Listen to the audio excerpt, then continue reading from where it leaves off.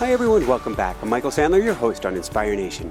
If you've ever wanted to feel better in every way, then do we have the healing powers of essential oils show for you. Today I'll be talking with Dr. Eric Zielinski, or Dr. Z, a pioneer in natural living and biblical health education, a trained aromatherapist, public health researcher and chiropractor, and the author of a life-transformative aromatic read I think everyone should get their hands or their nose on. The healing power of essential oils. And that's just what I want to talk with him about today, about the new medicine of the 21st century and how to soothe inflammation, boost mood, prevent autoimmunity, and feel great in every way.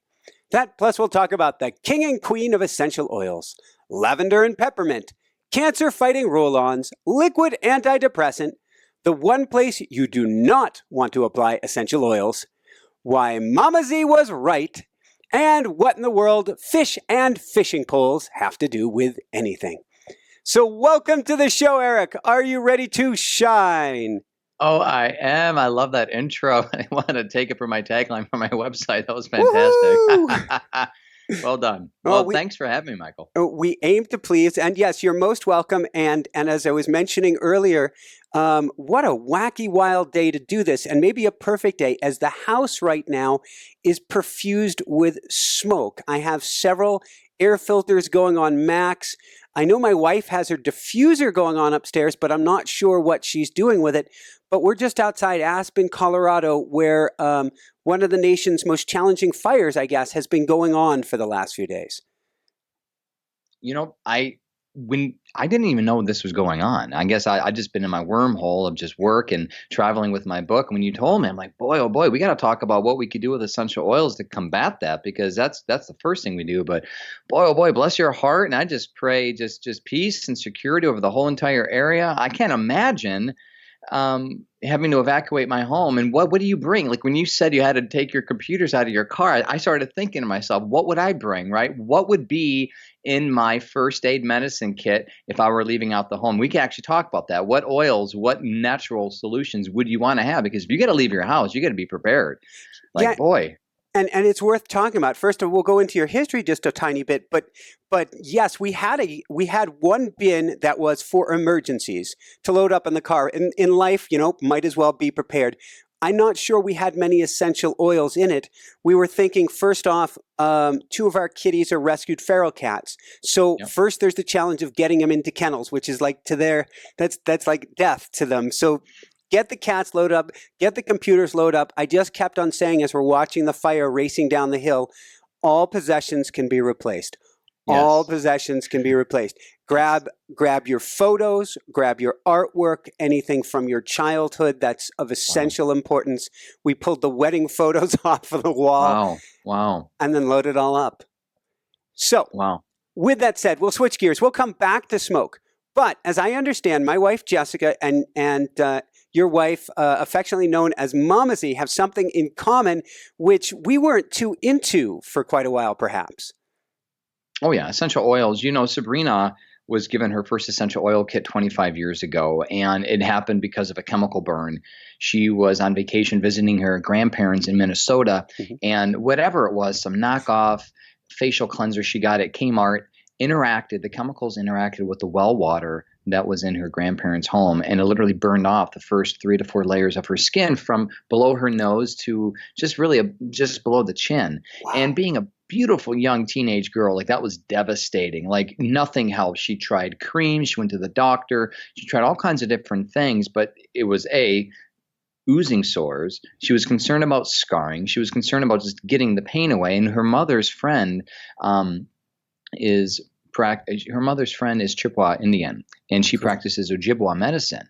And the first thing that came to her mind was, you need lavender. So whenever something happened that they couldn't fix through conventional medicine, they always went to Mrs. B. Mrs. B was the local healer, not only for her own family, but for others.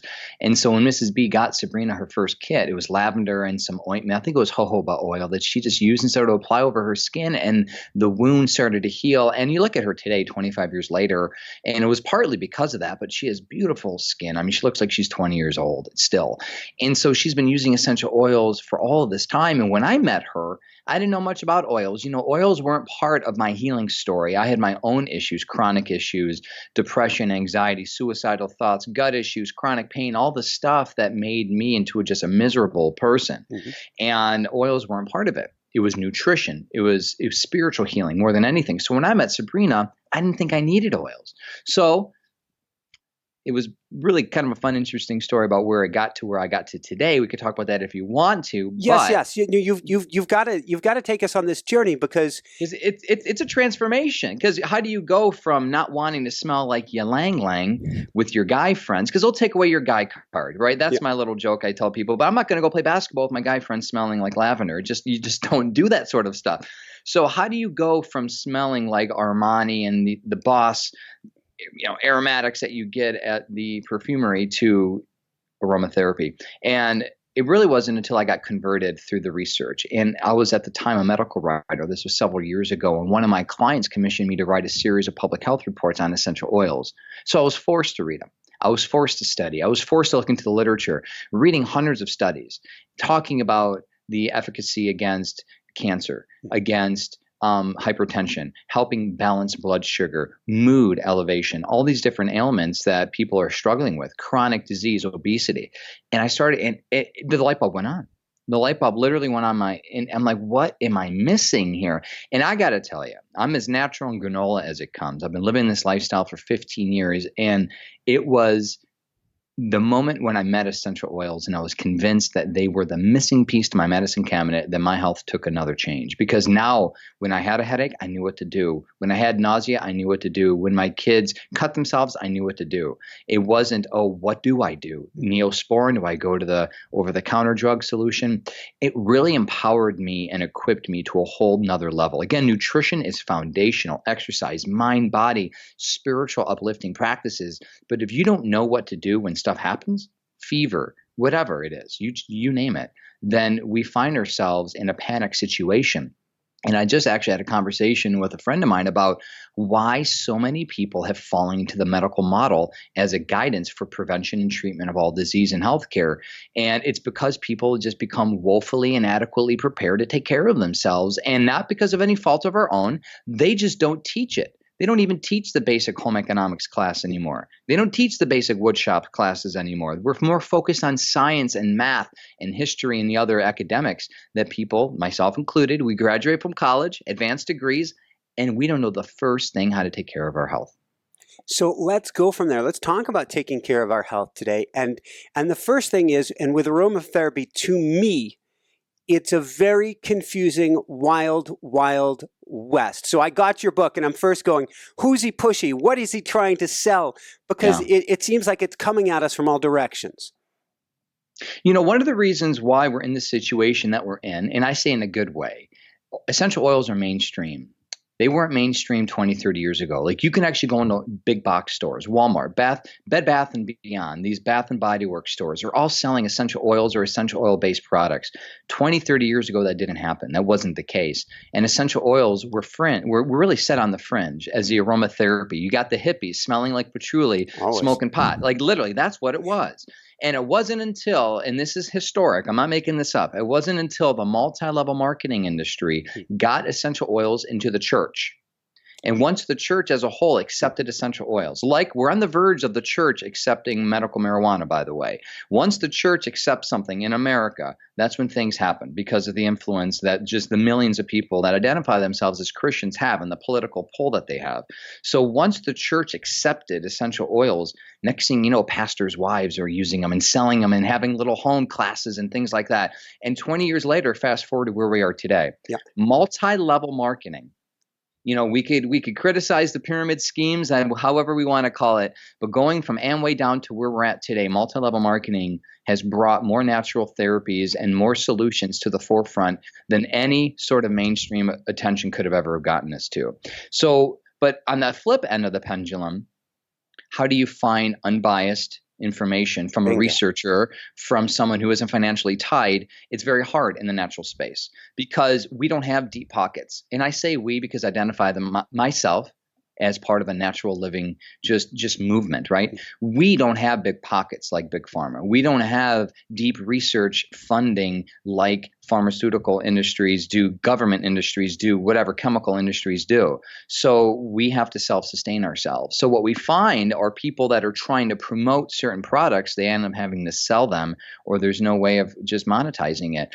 And I will say, because of a recent crackdown from the Food and Drug Administration on the two main multi-level marketing companies that sell essential oils, and other companies in general, against what are known as drug claims, talking about how essential oils can, quote, cure, heal disease, because the Food and Drug Administration has really cracked down on supplement companies and oil companies, their language became quickly restricted.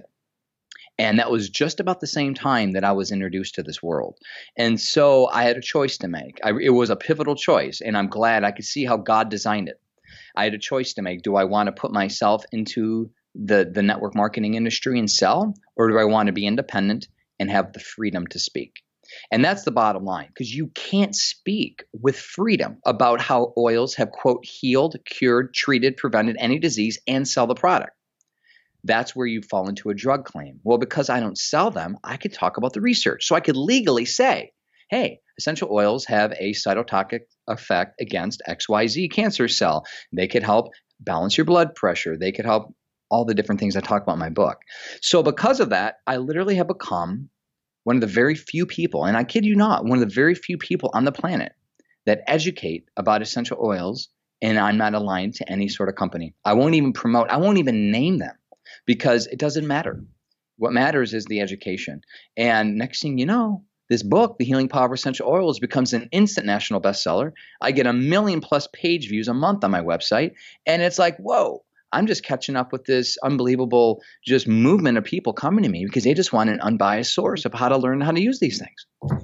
Awesome. So with that said, let's talk about, and thank you for sharing your story. Let's talk about maybe the fundamentals of aromatherapy, of essential oils. Yeah. What exactly are essential oils? That's the magic question. That's the golden question. And not to get too technical, but they are the volatile components that are in plants. Volatile meaning they quickly evaporate. So the best analogy I can come up with is I was recently in Florida at Disney World with my kids, and we were on our way to Legoland of all places because my kids love their Legos. And we're driving by, and to the left, the windows were open, and I could just smell just this unbelievably potent smell of oranges, this fragrance of oranges. And I looked around me, we're in orange groves. Well, the orange blossoms were in bloom. And so the aromatic essences, the volatile organic compounds from the orange groves were being emitted into the air, and even driving by, I could smell. We actually got out of the car and I saw these beautiful orange blossoms. Well, here's what happens. When you extract those orange blossoms, and it takes dozens and dozens of pounds to extract those orange blossoms, you could steam distill it. And the chemicals that are in the blossoms that end up evaporating get condensed through the steam distillation process and ends up through the distiller. That's what's known as the essential oil. And in orange blossom, that's called neroli. If you would get the actual rind of the orange, you actually have to cut it. And anyone can identify from cutting a lemon, cutting an orange, or even a lime or a grapefruit, the aroma that fills the air. Those are the volatile organic components that are being emitted, the aromatic components. Well, when you cold press that, when you get a big old just squeezer, you can consider it like an olive press, and you get 40 to 50 rinds of a lemon or an orange, you end up getting a bottle about this size. So what they are is just extracted plant matter, and they come from the barks, the leaves, the roots, the blossoms of plants. And essentially what they are the true essence of healing from the plant itself. And the wisdom of God in all of this is mind-blowing when you really think about what they do. God gave the essential oils to the plants, not as essential. And that's the misnomer. They're not essential for life. They're not essential nutrients like vitamins and minerals. But what they are non-essential nutrients, in fact, that give our body enhancement to create harmony. And what they do to plants, they protect the plants from vectors, from flies, from insects, from other different threats. They actually bring healing to the plant. They're antifungal, they're antibacterial. So when you grow plants in their native environment the right way, wildcrafted, you shouldn't have to use any sort of sprays. You shouldn't have to use any sort of pesticides because these plants have natural organicides, pesticides against the threats out there. So that's what the essential oils are. So when you get them, extract them, condense them, they become potent medicine. Woohoo! To me, the word essential, I look at this world as a very different way. I see this fabric, this interlaced connectivity of everything. It's a giant jigsaw puzzle. And so, of course, the answers to our maladies are going to be found out there, and they're going to be found in the natural world. It was a gift for us to interact with the plant world. Genetically, we're not even that different. It's, I think, 90+% the same DNA. And of course, the answers are going to be found out there. There's like a Zen master, Fu Manchu master on Maui when we lived there years ago by the name of Shen. And he always said, the answers to your health problems are typically found only a few steps right outside your door. Yeah. And that's the beautiful wisdom that shamans have used, that ancient healers have used. That's what the Bible teaches us over and over and over again. And as Bible health educators, we go back, and when God told Moses to get this big old vat of olive oil and put calamus and cinnamon and clove or cassia, all these different herbs and spices, and say, let these herbs and spices and resins soak in this olive oil for a while. And what he was telling Moses to create, we know as the anointing oil, but what it was an antimicrobial solution, because what were they doing? They were having animal sacrifices in the temple, and there's a cesspool for disease, for infection. So we look at the wisdom that we could see all the way back to ancient scriptures throughout all different religions and throughout all different cultures. And so for people that ask me, like, why would I use this instead of an antibiotic? Well, we need to remember chemists, of which I know many, that formulate pharmaceuticals, they just don't invent the chemical compounds from thin air. They base it off of the chemical compounds in plants that they know that work. And the perfect example is birch. The birch tree, where you extract the essence of the birch tree, you get this methyl salicylate chemical. Mm-hmm. Well, if you extract that chemical and synthetically make it into a white shiny pill, we call it aspirin. But our ancestors have been using the birch tree for millennial, for pain solutions. And the same thing, we look at all the other different things that we see for our antidepressants, for our cancer fighting medicinals and everything else. So we got to remember the reality, the truth. The pure essence of this is in nature first. So, and when you talk about pure, there's so many directions you can go, but when you talk about extracting the birch extract for aspirin, and I think of like juicing and things like that, and taking the whole plant, rather than trying to extract part of the plant, taking the whole, because there's a nature's wisdom in that. And that brings me to fennel, something that you talk about, which people are going, oh no, fennel bad, but that's sort of like, to me, the medicine industry of grabbing one piece without taking it as a whole. Oh, yeah. Yeah. I mean, fennel can be used for so many different things, but the one concern that we have with a lot of the literature and some of the blogs out there is that in the aromatherapy community, there's a tendency to throw the baby out with the bathwater.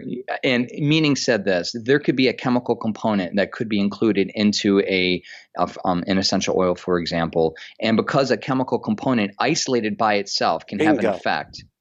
But here's the problem. Just because there could be a chemical, a plant-based chemical, a natural chemical, keep in mind, in an essential oil from a plant that can produce a benefit, that doesn't mean isolated it has a benefit. It doesn't mean when it's combined in synergy with the other hundreds of chemicals in the essential oil will have the same effect. Same thing with the risk. And a good example, actually, I go back to a lot is eucalyptus. Mm-hmm. And peppermint. There's concern that when you isolate menthol, straight menthol, it could cause respiratory arrest in some children, young children, or 1,8-cineol, another chemical that is rich in eucalyptus. So you have menthol and you have 1,8-cineol, which are isolated chemicals. If you put a chemical of isolated concentration nearby a child around their chest, that could cause respiratory arrest. Well, that leaves us concerned that we don't want to use a straight chemical. But what's happened in the aromatherapy industry is some aromatherapists claim, well, children shouldn't be around peppermint now. They shouldn't be around eucalyptus because of the chemical. Well, but something happens. And this is where I'm grateful you said what you did, because this is one reason why I like to make smoothies out of whole lemon. or whole Bingo. orange. I like putting the rind in. I like putting the fruit in. I like the whole essence of the nature. So when you have the synergistic effect of all the chemicals in the essential oil, it has a different therapeutic efficacy and a different risk profile. So that's where a little bit of education comes in. That's why I cover that topic in my book, because we are not led by fear. I'm led by, quite frankly, like you just mentioned something very common sense. So we want to be led by common sense and the wisdom that God gave us, and that really not to throw out the baby with the bathwater with a lot of these things. Awesome. From there, I want to go into some specifics of how we can use essential oil, and we'll get back to smoke at that point.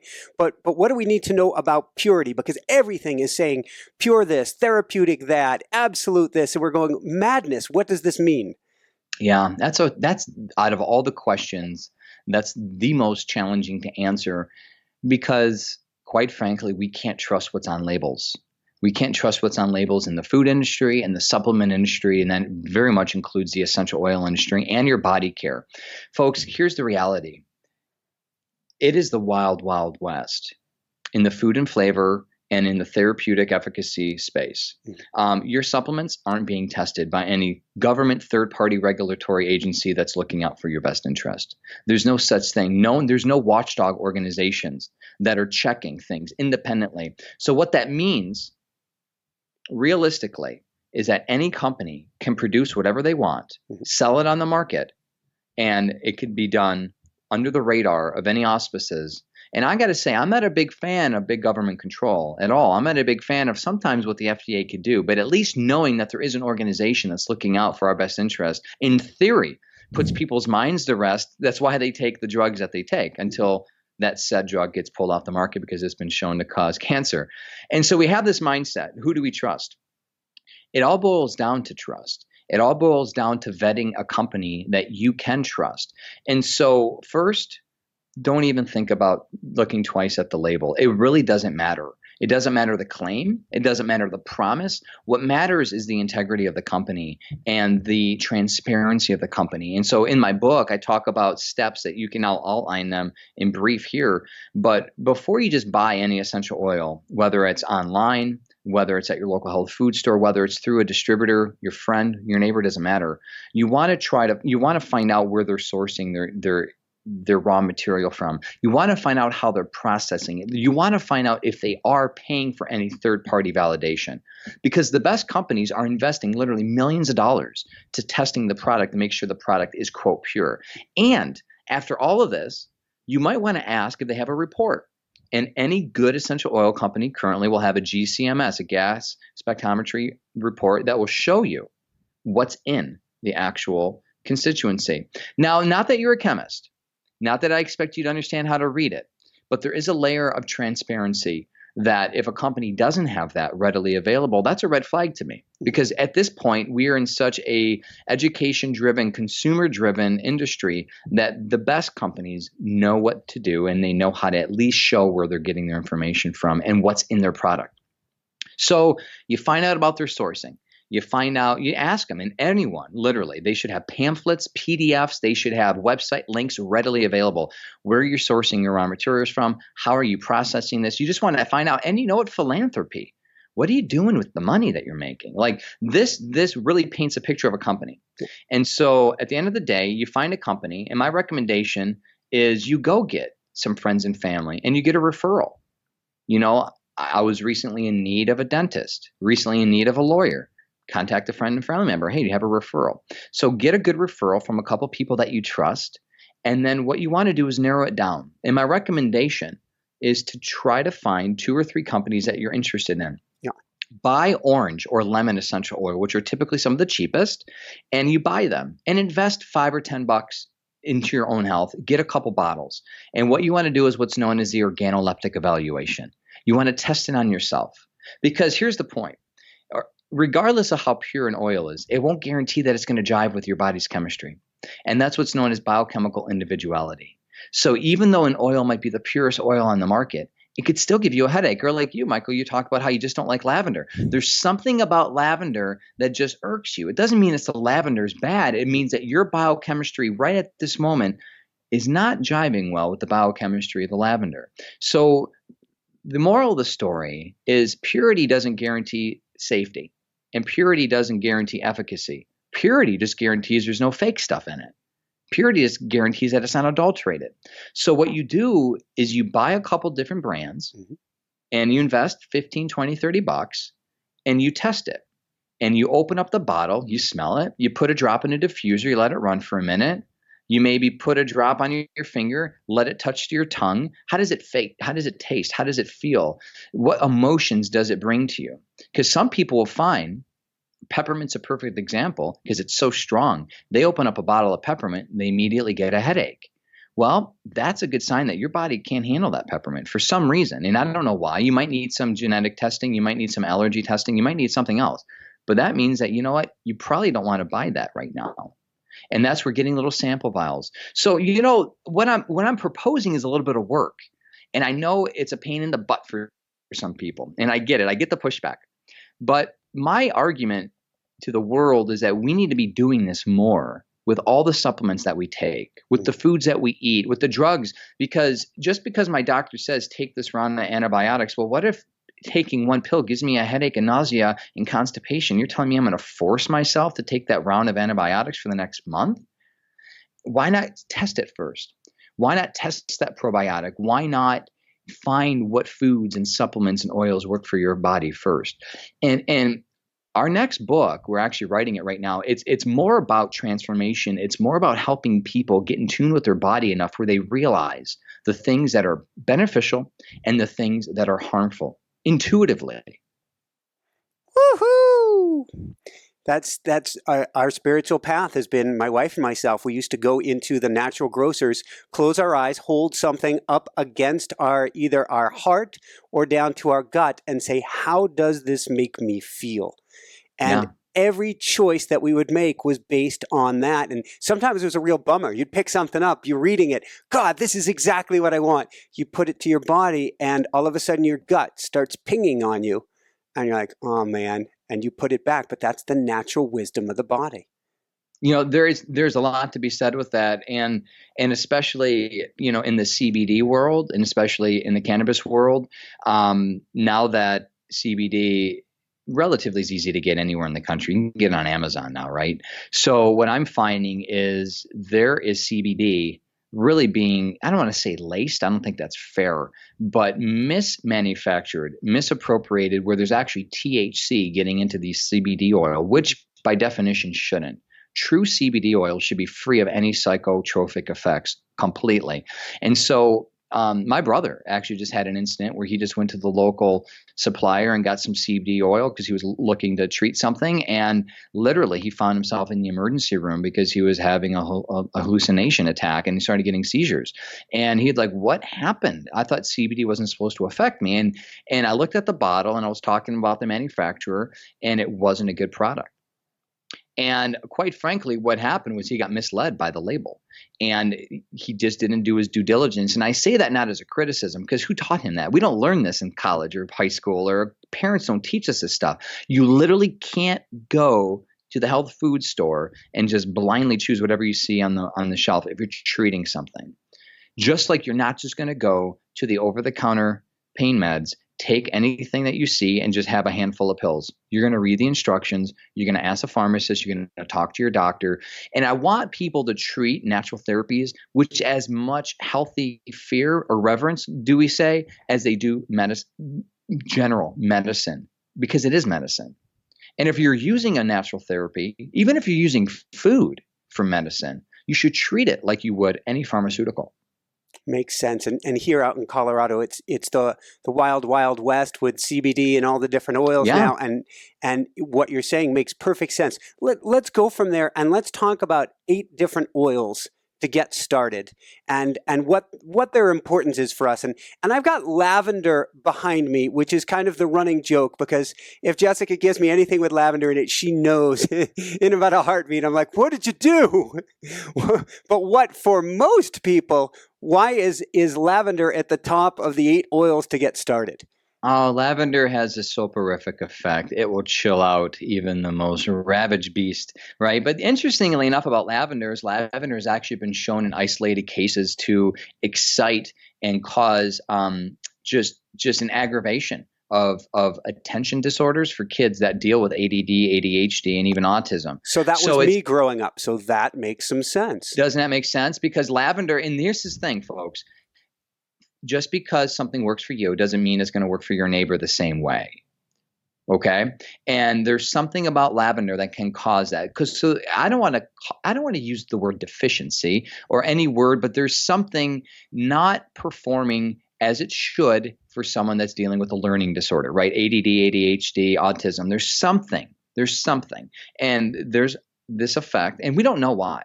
And I wish we did. And this is a little bit of the frustration I have because we have so few human trials when it comes to this. But we do know there's something about it that for a child with ADD, ADHD, something like caffeine can actually cause them to chill out, where something calming like lavender can excite them. But anyway, so with that said, there's no one size fits all approach. And so when you take an essential oil, there's very few. And Michael, this is key, and we could cover like some of my top 8 or top 10, but there are very few essential oils like rosemary, for example, which is known to always elevate blood pressure. Most essential oils have been shown to create some sort of homeostasis. And that's why a lot of kids with attention deficit disorder or hyperactivity disorders kind of find themselves in an opposite reaction because they're so in hyperdrive, right? And the essential oil is giving them essentially something that it's depleted for doing. And so you want to choose your essential oils correctly. So ylang ylang is a known harmonizer. Sandalwood is a known harmonizer. It can actually help the body raise blood pressure and decrease heart rate at the same time, which doesn't make sense physiologically. Most times when you raise blood pressure, your heart rate increases. So these essential oils oftentimes will bring your body at a place of peace. And so I use them not as a way of treating the body as much as I do a treating, I take that back, not as a way of treating a symptom or a disease, but treating the body itself, if that makes sense. That makes more sense. Balance. That's the word you're looking for. Balance. And so we have rosemary, which is one we got to be concerned about because it will not, as far as we know, physiologically, it won't help your blood pressure decrease. But there are very few that actually do direct measures like that. But a lot of these oils you could find that will just bring your body to a state of peace, a state of calm. And speaking of peace and calm, if we flip, and I'm a little sensitive to it now, but overall, in this family, I feel better, I feel calmer. I consider it a stimulant, though. Peppermint. Oh yeah, peppermint is very calming. It's very soothing. It's something that we see in our Bengay, our muscle rubs. It's anti-inflammatory, but it does have that effect because it is anti-inflammatory. It's stimulating because it opens up the airways. It causes the body to relax in a way where you could breathe deeper, and more oxygen creates more blood flow, which boosts athletic performance. And there's actually been several clinical trials that show that it will increase your VO2 max. If you're an athlete, smelling lavender is a great thing. Using like an inhaler, like I got here, you can buy these on Amazon. This little looks like a lipstick tube that's filled with just a cotton swab, and you could just put 20, 30 drops of peppermint in that. If you're a long distance runner, smelling that, it's a great solution to that. And that's our get up and go recipe. Some rosemary, some eucalyptus, some peppermint, that'll get you up. I love this. So I raced bicycles in Europe for a few years, and most of the riders would dip their finger in something. I'm guessing it was a mint oil, and put it on the tip of their nose. I never thought this before. I'm going to be the first one to coin this term: peppermint doping. Yes, exactly. And I love that because I've always called it, because Lance Armstrong, it's a legal way of blood doping. And having peppermint. And so a good little hack too for athletes, especially before a race like a 5K or 10K, is getting a spoonful of coconut oil, which a lot of runners like to do for the natural energy, but adding 2 drops of peppermint and ingesting that, or having that instead of these toxic gels. Because I have a friend who does Ironman and he's just eating, and I hate to see it, like the chemicals and all that stuff. But there's natural ways, y'all. You could use raw honey with coconut oil, a little bit of peppermint. That's your natural gel that if you need a boost during a long race, that stuff works great. So and there, if you do it right, you're not going to have I say it's a dance with the devil when you take these gel packs, which I'm a huge anti-proponent of. Once you take one, you better time it every 20 minutes or your blood sugar is going through the floor. Plus, what are you doing to detox while you're going along? And so your body's having to work twice as hard to access this fuel, which is supposed to be sustaining you. Michael, one thing we haven't touched on it needs to be at the core of every talk, of everything, is this reality that we have just been bombarded with toxins. And I want to just instill upon everyone just the hope that you can live a toxic-free life, that regardless of what's happened, and even if it's toxic emotions, even if it's abuse, which this is where we cover the smoke piece, trauma, abuse, PTSD, whatever it has happened to you, your body has the remarkable ability given by God to heal and to adapt. And so essentially what we do is we use essential oils to detox our life. And it's one product at a time. And it's overwhelming. It could start with your gels if you're an athlete. It could start with your body care if you're a Bed Bath & Beyond junkie, whatever it is. I get it. But what's happened, and this is something, and I don't want to sound conspiracy theory because it's not, but it's more about swift, smart marketing. What big box stores have done and what the FDA and the government has allowed is by allowing manufacturers to really exploit our insatiable lust for smell and for taste, right? And so what we have done is we've created an environment filled with toxic aromatics all over the place. And I'm a younger guy. I'm 38 years old, but I'm old enough to remember what it was like to live in a house that smelled like a house. It didn't smell like plugins. It didn't smell like all this synthetics. I remember what it was like going to the bathroom at the gas station and not hearing psst, psst. You know what I mean? You're going to the restroom and you hear these toxic sprays being emitted. I remember going to people's homes and, again, not having these aerosols all over the place. What's happened is we didn't realize what we were doing, but we have allowed ourselves to be poisoned through the aromatics in the air. And then when you couple that with the synthetic smells in the body care, again, I remember what soap smelled like when soap was just soap. Now soap smells like everything, and it's usually fake. And I also remember, too, where before all these foods became flavored the way that they are. So we have fake flavoring, fake smells, and something that people don't recognize. And when I was doing research for my book, Michael, this blew me through. It just blew my socks off. Out of all the essential oils manufactured in the world, half of them are being used by the food and flavor industry. So when you think about that, all of your peppermint mint patties and your Coca-Colas and your root beers and your ice creams and all your processed foods, what do you think they're flavored by? Essential oil-based products. And so you start to put two and two together. And the reality is, and this is the promise I give to people, is you start to detox that. You start to take away the synthetics, the fake smells, and the fake flavorings one by one by one. You start to experience life in a whole new way. You start to smell better. Allergies go away. You start to think better. Neurocognitive disorders like Alzheimer's and dementia just become a thing of the past, where now it's become rampant epidemic. You start to digest food better. You start to taste food like the way that food should be tasting. And you start to experience a toxic-free life. It's wonderful. And to me, that's where essential oils are. I don't use essential oils as the end-all, be-all to all things. I put them in the proper perspective. But I'd rather use the real deal than use a fake version of it, because I know those fake versions, they cause a lot of harm to the body. Well, it's sort of like putting in something that's nutritionally deficient, and it's going to the same receptor site and then blocking any good nutrition from actually standing a chance of getting in. That is exactly what's happening when we find people that are on drugs like thyroxine or any sort of hormone replacement therapy, which essentially enables the organs not to have to do this anymore and the organs just atrophy. We're seeing the same things, but the problem is these synthetic ingredients don't trigger the same synaptic response as the natural ones do.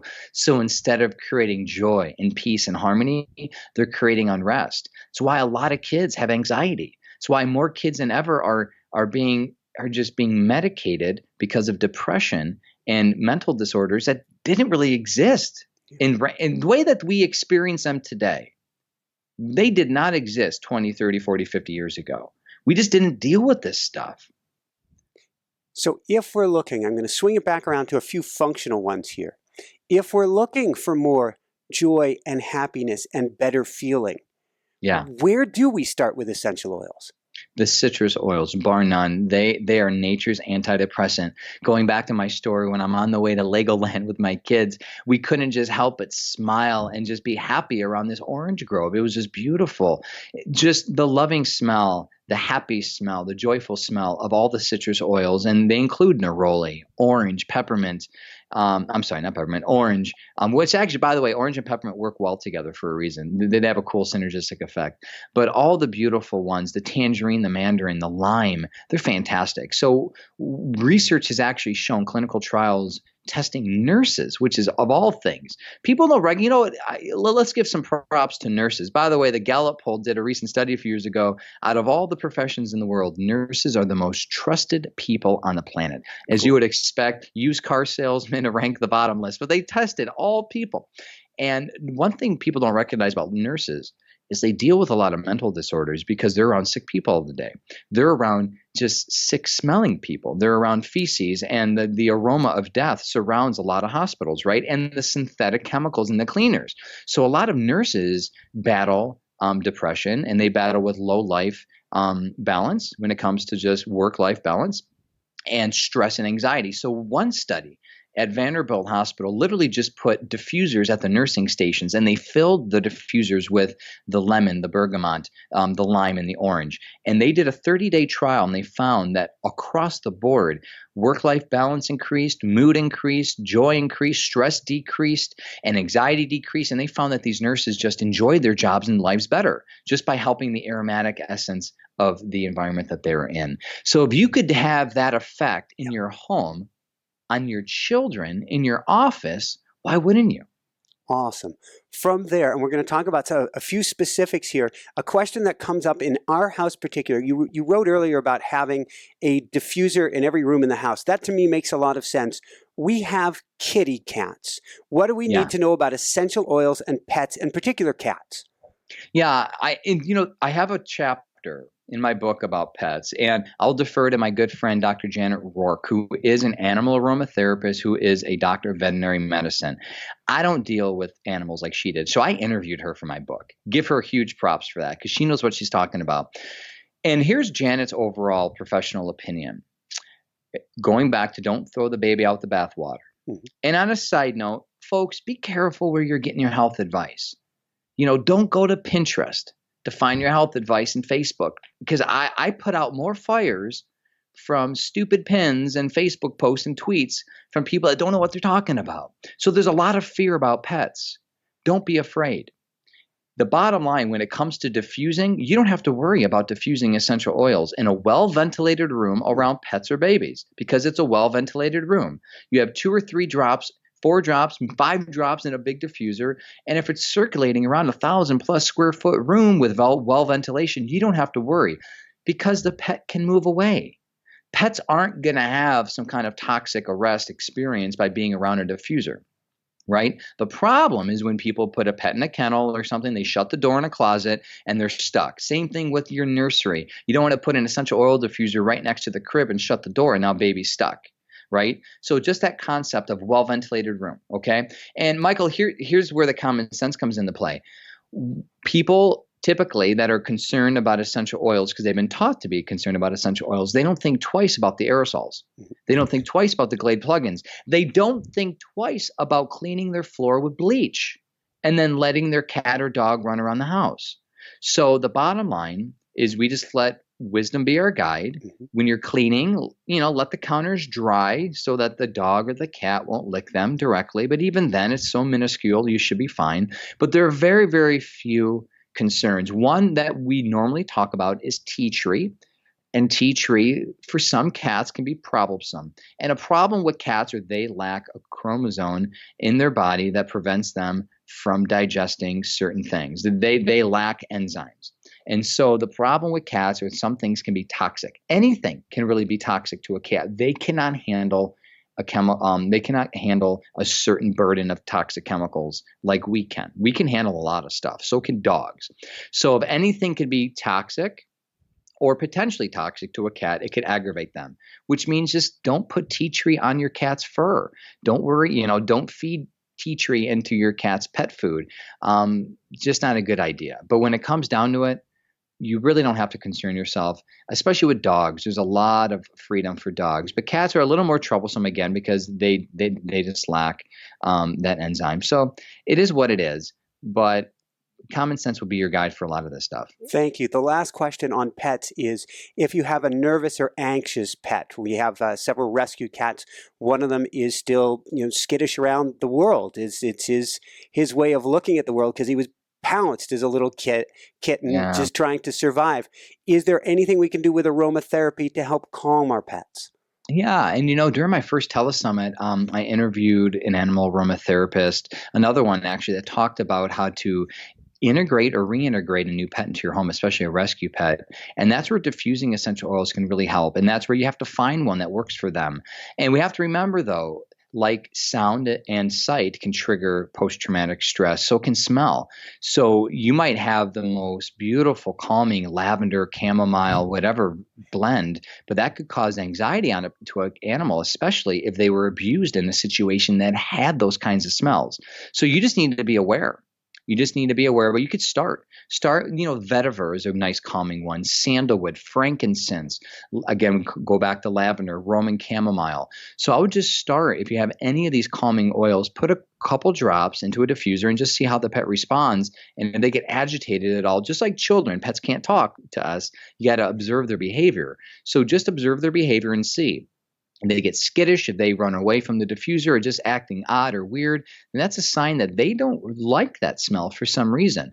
But, going back to your smoke situation and where you're at, some people that the homes that just burned down and some people that have dealt with any sort of abuse or trauma, we need to remember the power of smell because smell can trigger healing as much as it can trigger trauma.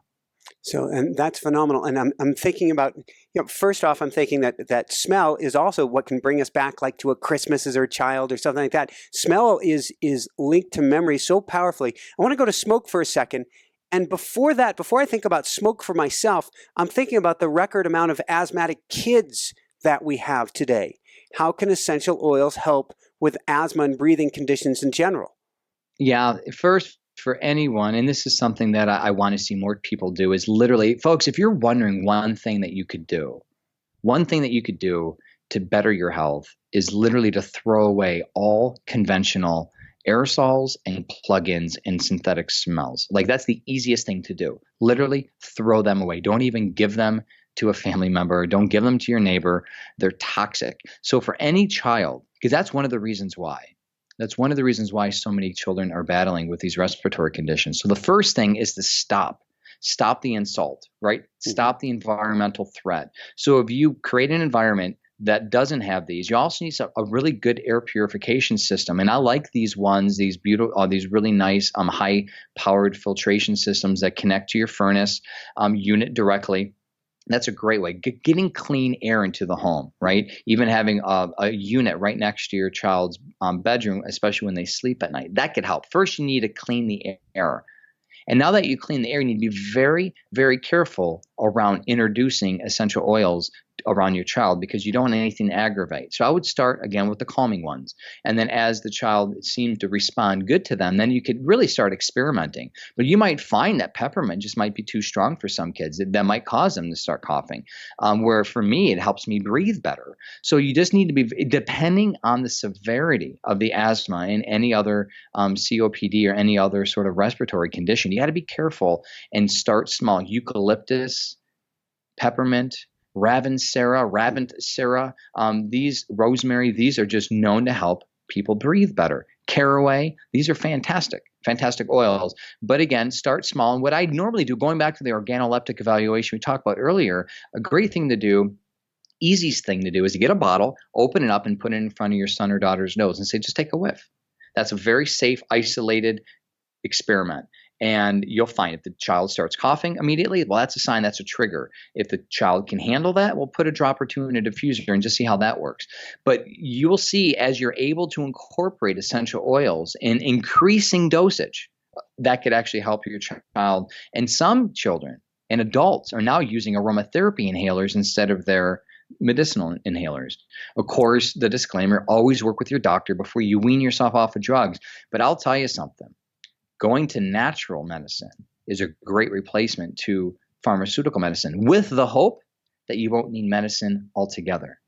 And that's something I want to make a good point with here, Michael, is I don't want to paint the picture like I want people to have to use essential oils their whole life to treat disease.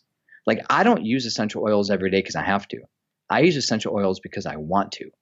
And there is a fundamental misnomer in our little world where people are running to oils and supplements and herbs to treat disease first and always for the rest of their life, like instead of drugs. Well, what's the difference?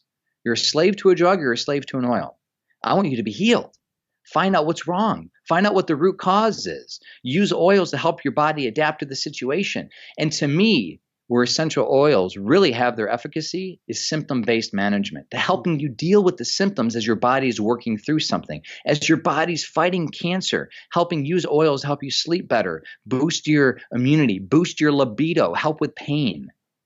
Because there's no side effects to these things. But I don't want people to have to use copaiba for pain every day for the rest of their life. What's the point? Let's find out why you're in pain. Awesome. Let's talk about a few really, really quickly. We've got a little less than 10 minutes left here.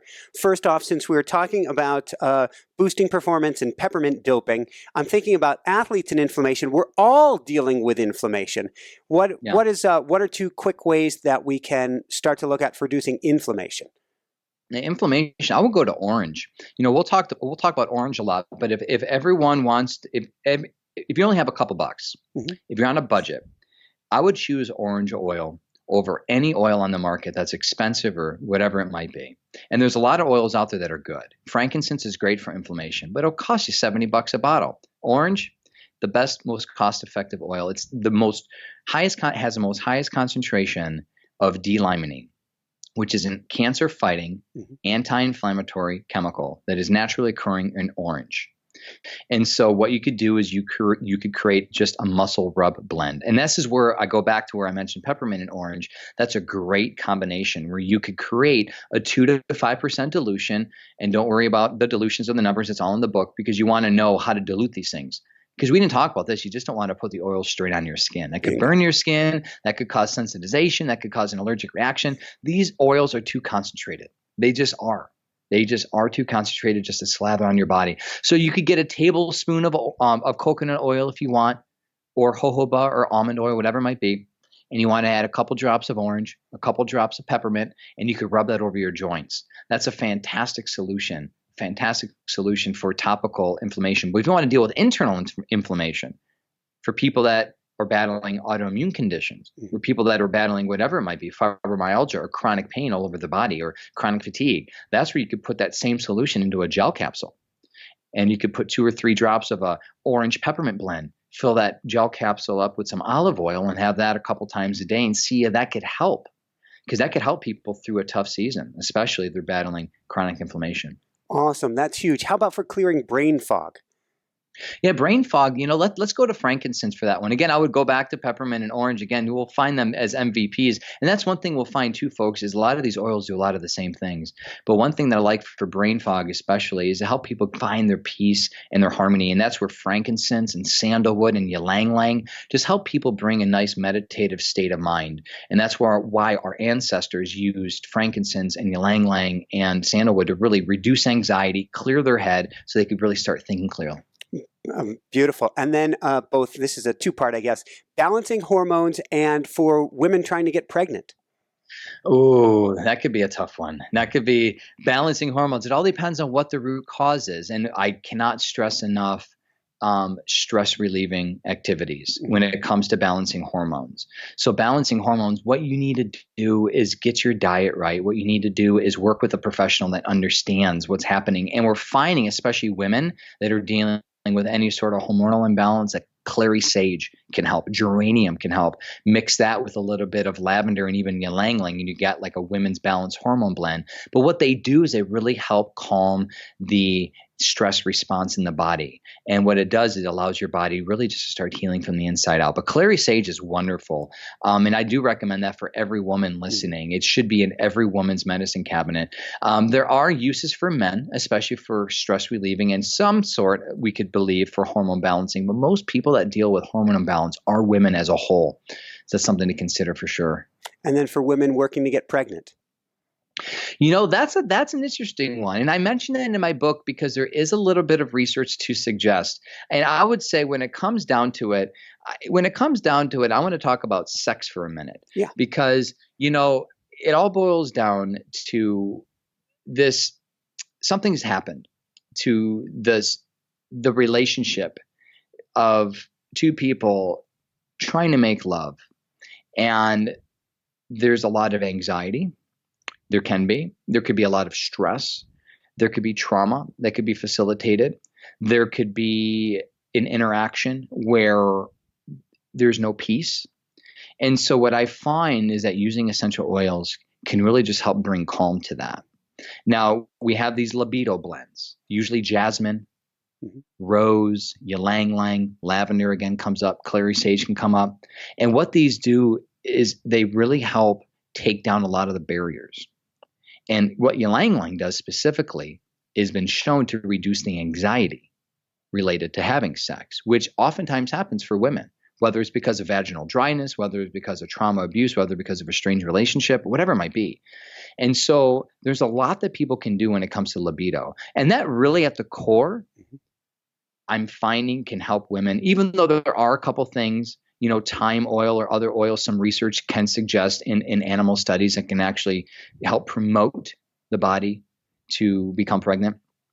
But what I'm finding specifically is that helping the relationship between a man and a woman, specifically while they're making love, giving them that love making experience, using aromatherapy to set the mood, to create just that loving environment, something happens. And again, stress is a number one inhibitor for a lot of different things. And sometimes I think it's this evolutionary advantage of if there's any distress, if there's any emotional unrest, the body knows. And I think one thing too, and this is hard to accept, because we have the opposite problem. My wife sneezes, she gets pregnant. We have 5 children, and we have to do whatever we can do. You only had 4 when you wrote the book.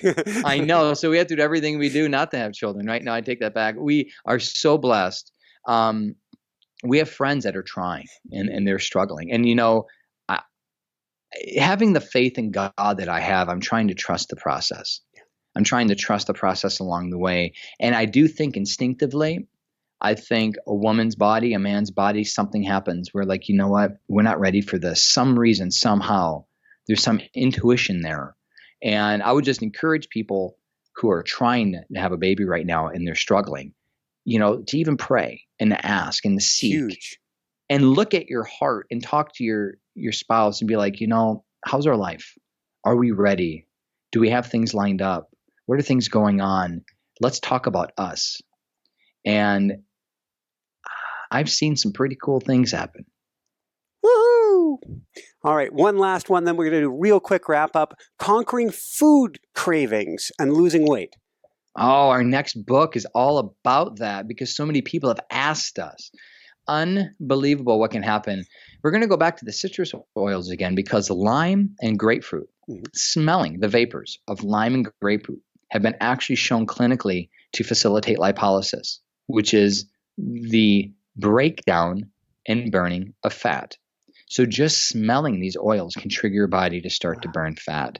And smelling oils like cinnamon, even black pepper, blood sugar, and peppermint, again, they all can help curb cravings. Black pepper is something we don't talk enough about. There's been research suggesting that can actually help reduce the nicotine cravings for people that are going through withdrawals as they quit smoking.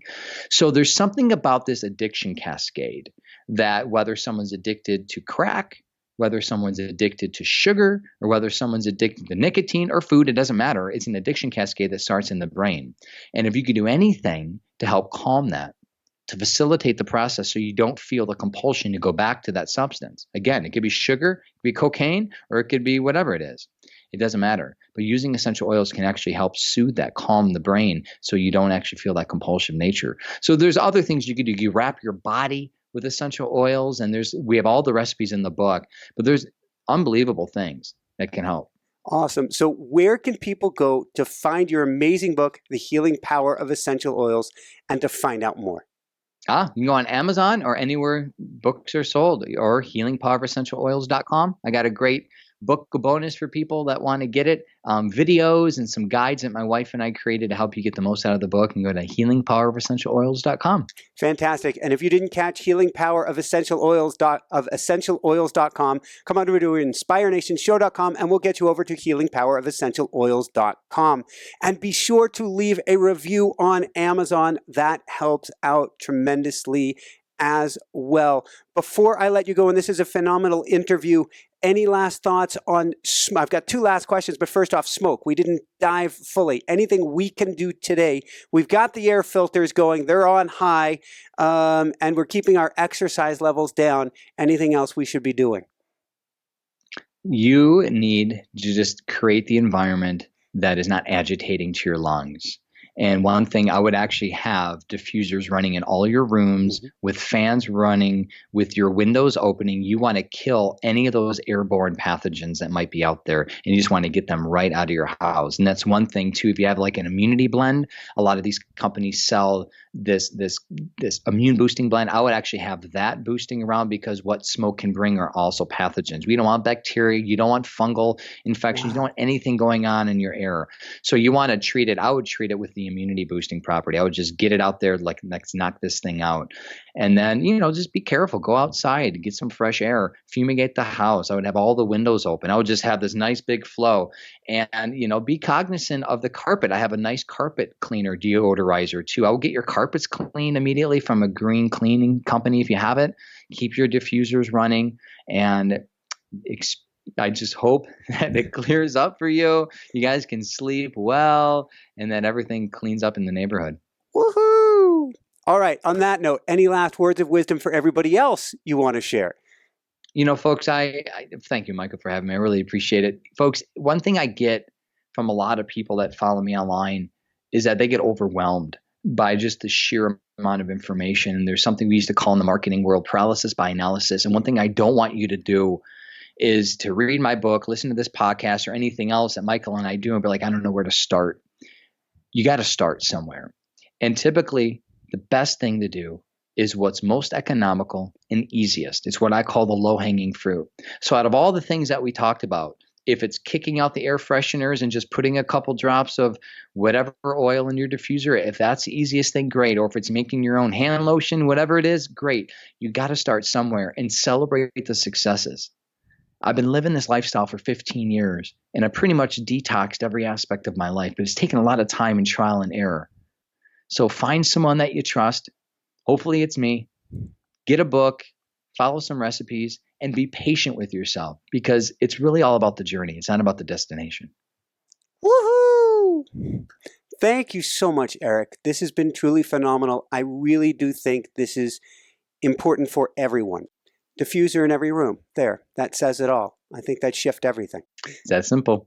So for everyone out there, this is Michael Sandler saying, be well, have fun, get the healing power of essential oils, and begin aromatizing your way to better health today, and shine bright.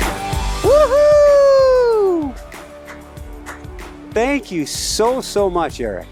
You're awesome, man. I really do. Yeah, I love to share this with my tribe and on social media and spread the word and help you any way that I can too.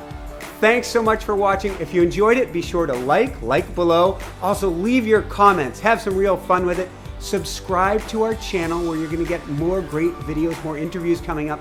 And check out our website, inspirenationshow.com.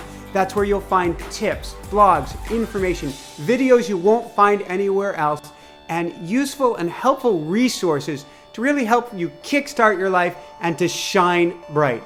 Thanks so much again. Thank you for your support. Like, comment, subscribe. See the website. Thanks so much and have fun. Of course, shine bright. Woohoo!